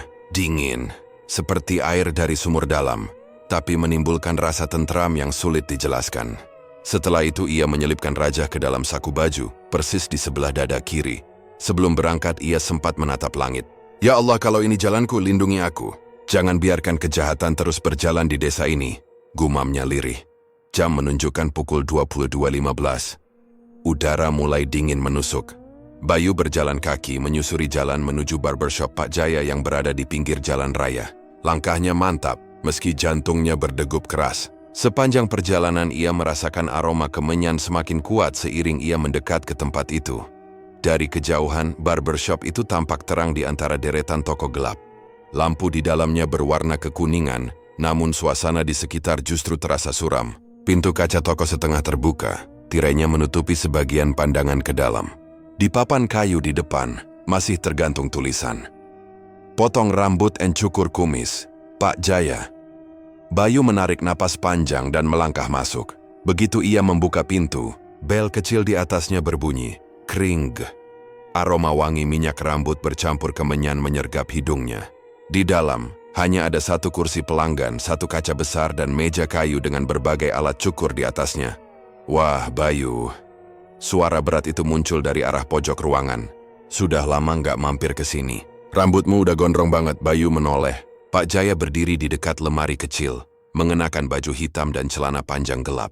Wajahnya tetap seperti biasa, tapi mata itu kini memantulkan cahaya bulan dari jendela, terlihat dingin dan tajam. "Iya, Pak," jawab Bayu dengan nada santai. "Sekalian malam ini mau potong biar rapi." Pak Jaya tersenyum tipis. "Kebetulan banget. Malam ini saya buka sampai larut. Biasanya nggak ada yang datang. Tapi rezeki memang datangnya nggak disangka-sangka." Kalimat itu meluncur lembut, tapi di telinga Bayu terasa seperti sindiran dari orang yang sudah tahu apa yang akan terjadi. Ia hanya tersenyum kecil, lalu duduk di kursi pelanggan. Dari cermin besar di depannya, ia bisa melihat bayangan Pak Jaya berjalan perlahan mendekat sambil mengambil gunting dari meja. "Tenang aja, Bayu, malam ini potong gratis," kata Pak Jaya dengan nada datar. Bayu mengangkat alis. "Gratis? Wah, kok bisa, Pak?" Pak Jaya tertawa kecil, suara tawanya berat seperti menahan sesuatu. "Anggap saja hadiah, karena kamu orang baik." Bayu menatapnya lewat cermin, senyumnya tipis. Ia tahu maksud di balik kata-kata itu, tapi ia pura-pura tidak paham. "Wah, terima kasih, Pak. Jarang-jarang dapat potongan gratis." Pak Jaya berdiri di belakangnya. Tangan kanan memegang sisir, tangan kiri membawa gunting. Mulutnya mulai bergerak perlahan. Tidak ada suara yang jelas. Tapi Bayu melihat dari pantulan cermin, bibir itu bergerak cepat, membentuk kata-kata yang tidak ia mengerti. Komat kamit, komat kamit. Suasana di dalam ruangan mendadak terasa berat. Udara seolah menebal. Bayu merasakan hawa panas naik dari lantai. Lalu angin dingin berembus dari arah belakang lehernya. Ia tahu ritual sedang dimulai. Tapi ia harus bertahan, berpura-pura tidak tahu. Pak Jaya menempelkan sisir ke rambut Bayu, lalu mengangkat guntingnya. Klik, klik. Namun aneh, gunting itu tak bisa menembus helai rambut. Pak Jaya mengerutkan dahi, mencoba lagi. Klik. Tetap tak bisa. Rambut Bayu seolah berubah keras seperti kawat baja. Guntingnya macet, wajah Pak Jaya mulai berubah. Senyumnya lenyap, digantikan oleh ekspresi bingung dan sedikit takut. Ia mengganti gunting itu dengan yang lain. Gunting hitam dengan gagang perak, alat yang biasa ia pakai untuk tumbal. Tapi kali ini pun sama. Begitu gunting itu mendekati kepala Bayu, ujungnya bergetar hebat dan tiba-tiba tumpul. Plak! Gunting itu bahkan patah di tangannya. Bayu tetap duduk diam, pura-pura tidak tahu apa yang sedang terjadi, meski dalam hatinya ia mengucap ayat-ayat yang diajarkan Pak Ustadz Rahman. A'udzubillahi minasyaitonir rajim. Bismillahirrahmanirrahim. Qul a'udzu birabbil falaq. Suara dalam batinnya bergetar, tapi penuh keyakinan. Pak Jaya tampak mulai panik. Ia menatap cermin, dan entah kenapa, bayangannya di cermin tampak aneh. Bayangan Pak Jaya bukan lagi dirinya sendiri, melainkan sosok hitam tinggi dengan mata merah menyala berdiri di belakang Bayu. Sosok itu seperti menatap langsung ke arah cermin. Pak Jaya mundur selangkah, napasnya terengah. Tidak mungkin. Kenapa tidak mempan? Gumamnya. Bayu berpura-pura memegang leher. Kenapa, Pak? Ada masalah? Pak Jaya memaksakan senyum. Enggak. Guntingnya cuma agak rusak mungkin. Sebentar ya, saya ambil yang lain di belakang. Ia berjalan tergesa ke ruangan kecil di belakang barbershop, tapi langkahnya tampak berat, seperti sedang menahan sesuatu. Bayu bisa melihat dari pantulan kaca, saat Pak Jaya melewati pintu tirai. Bayangan hitam besar itu mengikutinya. Bayu tahu, inilah saatnya kekuatan gelap mulai resah. Ia menunduk sedikit dan melanjutkan bacaan doa dalam hati. Bau kemenyan semakin tajam, seperti dibakar di ruangan belakang. Beberapa detik kemudian suara Pak Jaya terdengar lagi dari dalam, tapi suaranya tidak seperti manusia biasa. Serak berat dan diselingi suara lain, seperti dua orang berbicara bersamaan. Tumbal terakhir. Harus darahnya, harus sekarang. Bayu menggenggam raja di saku bajunya erat-erat. Ia tahu, dukun itu pasti sudah memanggil makhluk pendampingnya. Ia tidak bisa kabur sekarang. Ia harus bertahan sampai pertolongan Pak Ustadz datang. Dari luar barbershop, di balik pepohonan, Pak Ustadz Rahman sudah berdiri. Membaca ayat kursi berulang-ulang, matanya tertuju ke arah pintu toko yang kini bergetar halus seperti diterpa angin kencang. Bayu memejamkan mata, terus melafalkan doa penangkal yang dihafalnya. Ruangan tiba-tiba bergetar halus, kaca cermin bergoyang, dan suara bisikan menggema di seluruh ruangan. Kau bukan manusia biasa. Siapa yang melindungimu? Bayu menggertakkan gigi. Yang melindungiku, Allah! Tiba-tiba semua lampu di barbershop padam. Ruangan gelap total. Hanya cahaya bulan dari jendela yang menerangi wajah Bayu yang kini memucat, tapi tegas. Ia tahu. Pertarungan malam itu baru saja dimulai. Ruangan barbershop masih dalam suasana sunyi menakutkan. Bau kemenyan semakin kuat menusuk hidung hingga membuat dada Bayu terasa sesak. Lampu sempat padam beberapa detik, lalu menyala kembali. Tapi kini cahayanya temaram kekuningan seperti lampu minyak yang kehabisan bahan bakar. Bayangan di dinding tampak memanjang, seolah hidup dan mengawasi setiap gerak. Pak Jaya berdiri di belakang Bayu, tubuhnya kaku, wajahnya tegang, keringat membasahi dahinya. Gunting di tangannya sudah tak berdaya, tajamnya hilang, seperti besi tua yang kehilangan ruh. Bayu menatap pantulan sosok Pak Jaya di cermin besar di depannya. Di pantulan itu wajah Pak Jaya tampak aneh, pucat, matanya cekung dan bibirnya terus bergerak-gerak tanpa suara. "Kenapa belum dipotong juga, Pak?" tanya Bayu dengan nada tenang, meski hatinya berdebar. Pak Jaya terkejut seolah baru sadar bahwa Bayu memperhatikannya. Mas Bayu, ini guntingnya agak tumpul," jawabnya terbata-bata. "Sebentar ya, saya mau telepon teman saya dulu. Mungkin bisa pinjam gunting yang lebih tajam." Bayu mengangguk pelan. "Silakan, Pak." Namun dalam hatinya Bayu tahu betul apa yang sedang terjadi. Ia melihat sendiri bagaimana tangan Pak Jaya gemetar saat mengambil ponselnya. Mulutnya bergerak-gerak lagi, kali ini disertai desis halus, seperti mantra yang disembunyikan di balik bisikan. Pak Jaya berjalan ke ruangan belakang sementara Bayu tetap duduk di kursi pelanggan. Ia menarik napas pelan, mencoba menenangkan diri.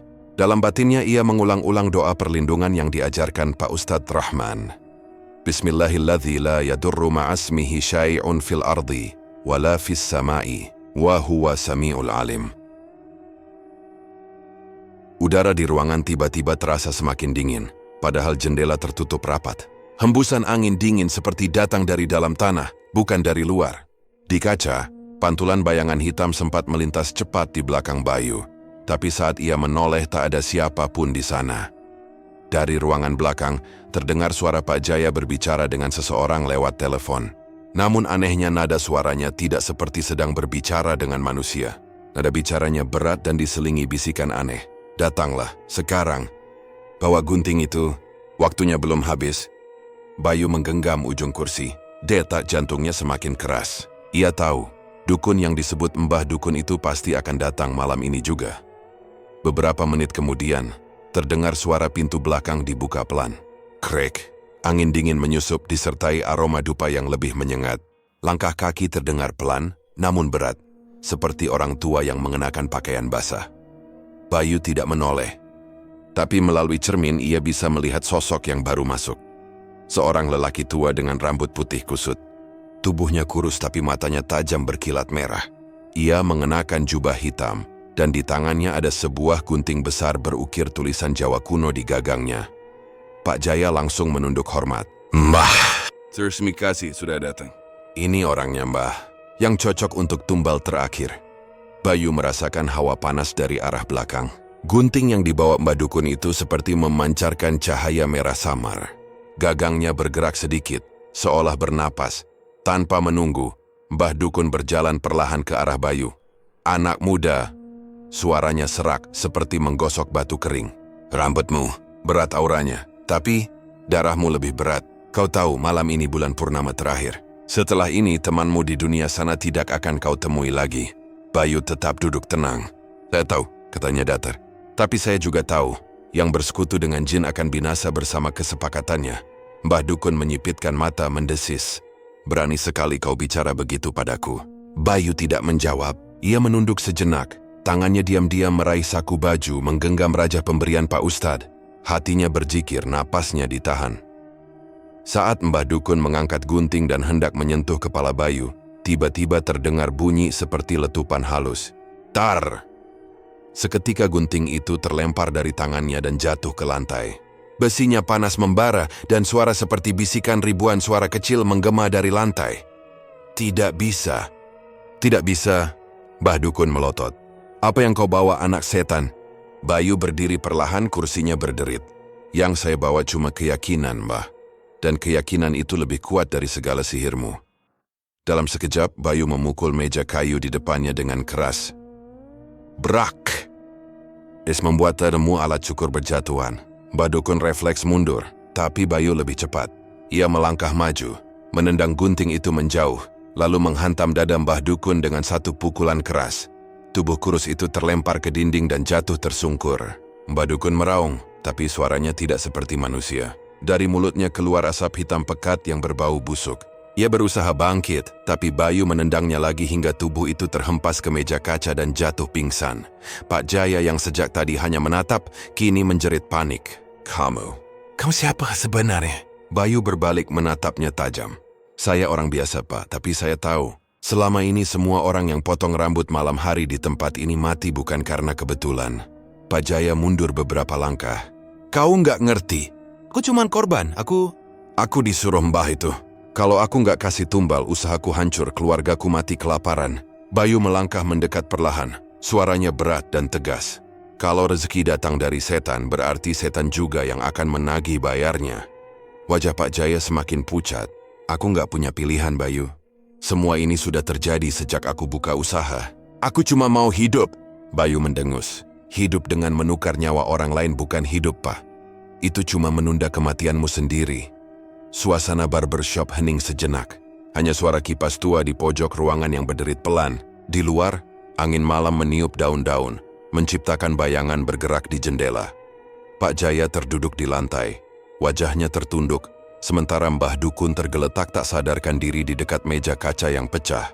Di udara, aroma kemenyan mulai memudar, berganti dengan bau besi panas dan getah darah.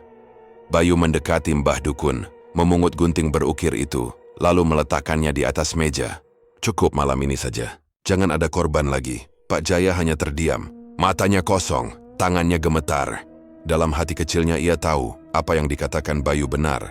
Tapi ketakutan akan kehilangan kekayaan membuatnya sulit melepaskan perjanjian gelap itu. Bayu menatapnya sekali lagi. Saya tahu, Pak Jaya. Belum terlambat kalau Bapak mau tobat. Namun sebelum Pak Jaya sempat menjawab, suara lirih terdengar dari arah tubuh Mbah Dukun yang pingsan. Belum selesai, waktu belum habis, lampu di barbershop bergetar lagi. Bayu menatap ke arah itu, matanya menajam. Ia bersiap, sementara Pak Jaya menunduk ketakutan. Malam itu, barbershop Pak Jaya menjadi medan antara keyakinan dan kutukan. Dan Bayu, preman yang berwajah keras namun berhati bersih, berdiri di tengahnya, siap menghadapi sisa kegelapan yang belum menyerah. Suasana di barbershop seperti ruang antara dua dunia, terang yang semu, bau kemenyan yang melingkar, dan cermin besar yang memantulkan wajah-wajah lelah dan takut. Setelah kekacauan beberapa saat lalu, kini dapur udara semakin berat. Mbah Dukun terkapar tak sadarkan diri, gunting berukir terlempar di lantai, dan papan nama toko yang biasanya tampak biasa mendadak tampak seperti pintu masuk ke sesuatu yang lain. Pak Jaya masih duduk di pojok, tubuhnya lemas, wajahnya penuh penyesalan sekaligus ketakutan. Ia menarik-narik sorban, menutup kepalanya seperti ingin menutupi semua dosa yang barusan ia lakukan. Bayu berdiri agak menjorok ke depan, napasnya masih memburu. Tangannya yang tadi memukul Mbah Dukun masih gemetar, namun matanya tetap waspada. Ia tahu di tempat seperti ini bahaya belum juga usai. Jangan panggil polisi. Kamu bikin keributan. Tiba-tiba suara panjang Pak Jaya pecah, namun nada marah itu hanyalah getar tipis yang segera luluh karena ketakutan. Matanya menatap ke arah pintu seperti menunggu sesuatu yang lebih buruk datang. Ia menatap Bayu, suaranya melemah. Kamu nggak ngerti. Kalau polisi datang semua bakal terbongkar. Aku cuma ikut-ikut Mbak Sukro yang... Lalu bel pintu berdering. Semua menoleh. Dari luar, seorang lelaki paruh baya masuk dengan langkah tenang, kopiah putih rapi di kepala, sarung terlipat di pundak, dan wajah yang teduh namun tegas. Ia menutup pintu pelan-pelan di belakangnya, lalu mengangkat tangan memberi salam. Assalamualaikum, ucap lelaki itu. Suaranya hangat, namun ada wibawa yang membuat udara mendatar sejenak. Saya Ustadz Fahmi. Warga bilang ada keributan di sini, jadi saya datang untuk melerai. Ada kelegaan singkat di wajah beberapa warga yang ikut berdiri di depan toko. Tak lama, 2 atau 3 tetangga yang sempat berkumpul di luar mengangguk hormat. Tapi di dalam, suasana tetap tegang. Bayu mengangguk kecil, menahan dirinya untuk tidak menaruh harapan terlalu besar. Ustadz Fahmi berjalan pelan mengelilingi ruangan, Matanya menatap cermin, meja, dan barang-barang yang berserakan. Ia menghirup bau kemenyan, lalu melihat Mbah Dukun yang tergeletak. Ia mencondongkan kepala sedikit, menilai keadaan. "Apa ada yang terluka parah?" tanya singkat sambil membuang pandang ke arah Bayu. "Sudah pingsan, Ustadz. Kami takut," jawab Bayu singkat. "Saya yang pukul, Ustadz. Saya takut dia bangkit lagi." Ustadz Fahmi memejamkan mata sejenak. Ada jeda yang terasa panjang. Lalu dengan suara yang lebih tenang ia berkata, "Baik, mari kita tenangkan keadaan dulu. Kalau memang tak ada yang terluka parah, kita bicarakan baik-baik." Pak Jaya melihat kesempatan dan segera mencoba bertindak. Panik menguasai suaranya lagi ketika ia berbicara pada Ustadz Fahmi. "Ustadz, saya nggak bersalah. Ini semua salah paham. Saya cuma tukang cukur, Pak. Saya bahkan nggak tahu mereka itu apa." Ustadz Fahmi mengangkat telapak tangan, menengahi. "Tenang, Pak Jaya. Kalau memang tidak ada niat untuk mencelakai orang, kita bicarakan di sini. Tapi kalau ada perbuatan kriminal, hukum berlaku. Kalau memang tidak bersalah, silakan potong rambut saya dulu, supaya tidak ada salah paham. Kalau memang Mas Bayu yang salah paham, ia bisa melihat sendiri." Kalimat itu diucapkan dengan santai, tapi ada kekuatan tersendiri. Nada yang tidak memihak namun sekaligus menuntut kejujuran. Bayu menatap Ustadz Fahmi, terkejut atas ketegasan lelaki ini. Ia juga sedikit ragu, tapi Ustadz Fahmi tampak yakin bahwa menghadapi kebenaran dengan tenang adalah jalan paling selamat. Pak Jaya menatap Ustadz Fahmi sejenak, lalu bergumam, "Potong rambut? Saya bisa." Ia mengambil gunting lama yang tadinya ia pakai sebelum gunting tumbal muncul. Gunting itu tampak usang, berkarat sedikit, tapi setidaknya bukan yang berukir merah itu. Pak Jaya mencoba menampilkan senyum meyakinkan, padahal tangannya masih gemetar. Ustadz Fahmi duduk di kursi, menaruh kain di leher. "Kalau memang semua ini cuma salah paham, potonglah, biar orang lihat." Suaranya menyejuk seperti air. Pak Jaya menajamkan fokus meraih gunting itu. Perlahan ia menyisir rambut Ustadz Fahmi, lalu hendak membuka blade. Tapi anehnya, saat gunting itu menyentuh helai rambut pertama, terdengar bunyi seperti gesekan yang kering, dan ujung gunting terasa tumpul, seolah-olah ada kekuatan halus yang menolak membiarkan gunting itu bekerja. Pak Jaya terhenti, wajahnya memucat. Ia mencoba berkali-kali, mengganti posisi gunting, mengangkat sisir berkeringat, tapi setiap usaha menghasilkan hal yang sama. Gunting tua itu tidak dapat memotong sehelai pun rambut. Helaian rambut yang seharusnya rontok dan jatuh tetap utuh seperti terbuat dari tali. "Maaf Pak Ustadz," suara Pak Jaya bergetar. Guntingnya tumpul. "Saya nggak punya gunting lain." "Maaf ya saya minta maaf." Tangis kecil nyaris pecah di ujung suaranya. Ustadz Fahmi menunduk, menatap telapak tangannya sejenak, lalu memandang ke arah Bayu. Di wajahnya terlukis kesedihan lembut, bukan kemarahan. Kalau memang gunting biasa saja tak bisa, itu berarti ada campur tangan yang bukan manusiawi, gumamnya pelan. Ia berdiri, mengambil selembar kain putih kecil dari tasnya, lalu meletakkannya di kepala sebagai penutup. Bukan karena takut, melainkan sebagai simbol perlindungan diri saat berbicara pada yang tak kasat mata. Kita tak bisa memaksa penerapan hukum di depan makhluk yang bekerja secara gaib. Namun yang jelas malam ini tak terjadi tumbal. Percikan panik merayap di tubuh Pak Jaya. Di satu sisi ia lega karena ritual gagal. Di sisi lain ketakutan akan ancaman dukun terus membayangi. Di luar angin malam seperti menjerit samar. Ustadz Fahmi menunduk pada kedua lelaki itu. "Bayu, terima kasih atas keberanianmu. Pak Jaya, tobatlah. Kita bantu kalau memang kamu mau lepas dari perjanjian itu. Tapi aku pun tidak akan memaksa dengan kasar. Tapi dengarlah, kalau kau tak sempat menoleh pada jalan ini, konsekuensinya lebih kejam dari kamu bayangkan." Pak Jaya hanya bisa menangis tertunduk. Kata-kata itu menusuknya seperti pisau. Mbah Dukun yang tadi pingsan kini mulai bergerak, membuka mata perlahan. Wajahnya berubah, bukan lega atau takut biasa, melainkan amarah yang pekat. Ia membalikkan tubuh dengan susah payah dan mengeluarkan suara yang membuat udara di ruangan bergetar. "Kau akan mati karena kau tidak berhasil memberi tumbal hari ini." Suaranya bergemuruh, disertai dengus panjang yang seperti badai dari dalam. Dan Mbah Dukun bangkit, napasnya beruap hitam tipis. Namun sebelum ia dapat melancarkan kata-kata berikutnya, Ustadz Fahmi berdiri tegap, mengangkat tangan, dan membacakan satu rangkaian doa pendek. Suaranya tegas, syahdu, mengandung wewenang rohani. Bau kemenyan yang tadinya pekat mulai menipis. Lampu di ruangan berkedip, lalu meredup. Mbah Dukun menutup mata seolah kesakitan, lalu dengan langkah yang goyah dan wajah penuh dendam, ia menoleh ke arah Pak Jaya sejenak. Tatapannya seperti janji yang menggantung. Aku akan pergi untuk sementara. Suara Mbah Dukun serak namun penuh ancaman. Tapi ini belum selesai. Ingat Jaya, aku bukan orang yang mudah ditipu. Waktu belum habis. Kemudian Mbah Dukun melangkah keluar dari barbershop, menari bayangannya di bawah cahaya bulan. Ia pergi, tapi pergi dengan ancaman yang menggantung seperti pedang di kepala Pak Jaya. Di ambang pintu, tubuhnya bergetar, lalu ia lenyap ke kegelapan jalan seperti orang yang menelan malam. Di dalam, udara terasa hening berat. Ustadz Fahmi menghela napas panjang, menepuk pundak Bayu. Kau telah berani, tapi berhati-hatilah. Mereka akan kembali, dan entah kapan dukun itu bisa menuntut lagi. Untuk sekarang kita hentikan dulu ritual malam ini. Pak Jaya, sebaiknya kau ikut ke masjid untuk ruqyah dan bertaubat. Aku akan bantu semampuku. Pak Jaya menatap penuh harap, suaranya terseduh. Tolong Ustadz, tolong aku. Dan malam itu berakhir bukan dengan kemenangan penuh, melainkan penangguhan. Barbershop itu kembali sunyi. Bayu dan Ustadz Fahmi pergi meninggalkan tempat dengan langkah pelan. Pak Jaya tertinggal duduk di lantai, menatap gunting yang tergeletak, berusaha menebus kesalahan yang tak lagi dapat ia pulihkan semata. Di luar bulan purnama bersinar, tenang, namun menyisakan ancaman yang belum usai. Malam itu, barbershop yang biasanya ramai dengan suara gunting dan obrolan ringan, berubah menjadi ruang sunyi yang menakutkan. Lampu neon di langit-langit berkelap-kelip, menimbulkan cahaya putih yang tak stabil, kadang terang, kadang redup seperti bernapas pelan.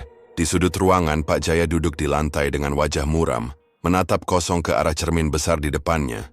Di balik pantulan cermin itu, seolah ada bayangan hitam yang memperhatikannya. Sudah lebih dari 3 jam ia mondar-mandir di ruang itu tanpa arah. Gunting yang gagal memotong rambut Ustadz Fahmi masih tergeletak di atas meja, berdampingan dengan sisir yang patah di tengah. Aroma kemenyan yang tadi sore ia bakar belum juga hilang. Bau itu kini bercampur dengan amis logam, seperti darah lama yang mengering. Hatinya berdebar keras. Ucapan Mbah Dukun terus bergema di kepalanya. Kau akan mati, karena kau tak berhasil memberi tumbal malam ini. Setiap kali mengingat kalimat itu, jantungnya seakan berhenti sesaat. Ia ingin keluar dari barbershop itu, pergi ke rumah Ustadz Fahmi dan meminta tolong. Tapi bayangan tentang warga yang mungkin tahu dirinya pernah terlibat pesugihan membuat langkahnya lumpuh. Rasa malu dan kuat bercampur menjadi satu. Kalau mereka tahu aku ikut pesugihan, habis aku, gumamnya lirih. Ia mencoba menenangkan diri, mengambil wudhu seadanya dari ember kecil di dapur belakang barbershop, lalu kembali ke depan. Air itu dingin, tapi tak cukup mendinginkan rasa panik di dadanya. Ia berdiri di depan cermin, menatap wajahnya sendiri yang tampak lebih tua dari semalam. Kantung matanya hitam, kulit wajahnya pucat dan matanya cekung seperti tak tidur seminggu. Ya Allah, ampunilah aku, lirihnya pelan. Aku cuma ingin usahaku lancar. Aku nggak tahu kalau harus begini akibatnya. Belum sempat ia menyelesaikan doanya. Dari arah ruang belakang terdengar suara benda jatuh. Do! Disusul suara gesekan seperti kuku yang menyeret lantai. Suara itu pelan namun jelas, mendekat sedikit demi sedikit. Pak Jaya menoleh ke arah pintu belakang, tapi tak ada siapapun di sana. Hanya tirai kain lusuh yang bergoyang perlahan padahal tak ada angin. Siapa itu? Suaranya bergetar. Tak ada jawaban. Hanya keheningan yang menekan dadanya. Ia menelan ludah, langkahnya mundur perlahan. Saat itulah lampu neon kembali berkedip cepat, dan untuk sesaat, di antara kedipan itu, bayangan tinggi besar tampak berdiri di dekat dinding belakang. Wujudnya hitam pekat, matanya merah menyala, dan bahunya lebar seperti ditutupi kabut. Pak Jaya terpaku. Keringat dingin mulai menetes dari pelipisnya. Tangannya gemetar memegang dada, sementara suara geraman pelan mulai terdengar dari sosok itu. Jangan datang. Aku sudah tobat. Suaranya nyaris tak terdengar, diiringi air mata yang mulai mengalir. Ia dah jatuh berlutut, tubuhnya menggigil. Ampun Mbah, aku janji, aku nggak akan ikut pesugihan lagi. Aku mau salat, mau sedekah, asal jangan ambil nyawaku. Namun suara geraman itu semakin keras. Sosok hitam itu bergerak maju. Langkahnya tak menimbulkan suara, tapi udara di sekitarnya menjadi dingin luar biasa. Cermin besar di dinding mulai berembun, dan di permukaannya muncul tulisan samar. Waktumu habis Jaya. Pak Jaya menjerit tertahan, lalu segera bersujud. Ia menempelkan dahinya ke lantai yang dingin. Tubuhnya bergetar hebat. Ya Allah. Aku menyesal ya Allah. Empriai. Geraman itu kini tepat di belakangnya. Udara berubah berat seperti ditekan ribuan batu. Pak Jaya merasa tengkuknya disentuh sesuatu. Dingin, kasar dan berdenyut seperti tangan makhluk hidup.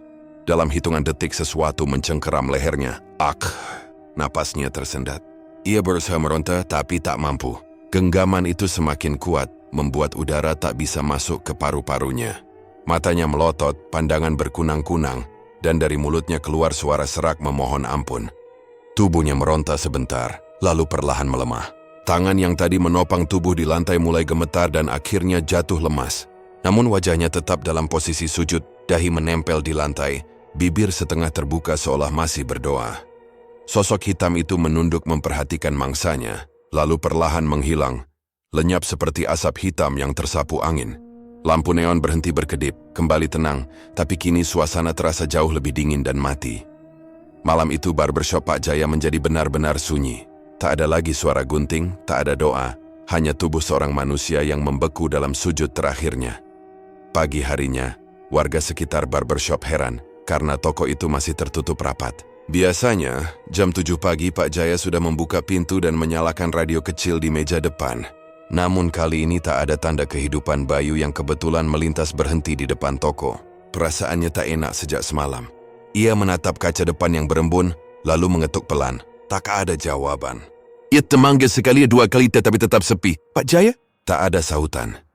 Karena khawatir, Bayu memanggil 2 warga lain dan mereka bersama-sama mendorong pintu yang ternyata tidak terkunci. Begitu pintu terbuka, bau anyir langsung menyergap hidung mereka. Udara di dalam ruangan dingin dan lembab, seperti habis diguyur hujan. Bayu melangkah pelan ke dalam. Matanya menelusuri setiap sudut. Ia tertegun ketika pandangannya jatuh pada tubuh seseorang di depan cermin besar. Bersujud dengan tenang, namun tubuhnya sudah kaku. Ya Allah, bisik Bayu pelan.